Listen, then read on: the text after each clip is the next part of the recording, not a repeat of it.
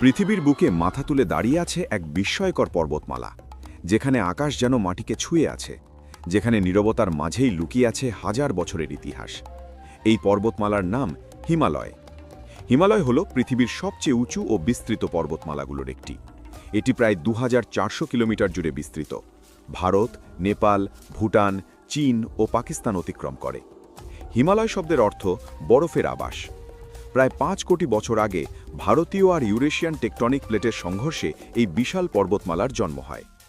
আজও হিমালয় ধীরে ধীরে উঁচু হচ্ছে, যা প্রমাণ করে পৃথিবী এখনও পরিবর্তনশীল। এই হিমালয়ের বুকেই দাঁড়িয়ে আছে পৃথিবীর সর্বোচ্চ শৃঙ্গ মাউন্ট এভারেস্ট। এর উচ্চতা 8848 মিটার। নেপালে এটি সাগরমাছা নামে পরিচিত, আর তিব্বতে বলা হয় চোমোলুংমা। হিমালয় এশিয়ার বহু মহান নদীর জন্মস্থান। গঙ্গা, ব্রহ্মপুত্র ও সিন্ধু নদীর উৎস এই পর্বতমালায়। এই নদীগুলো কোটি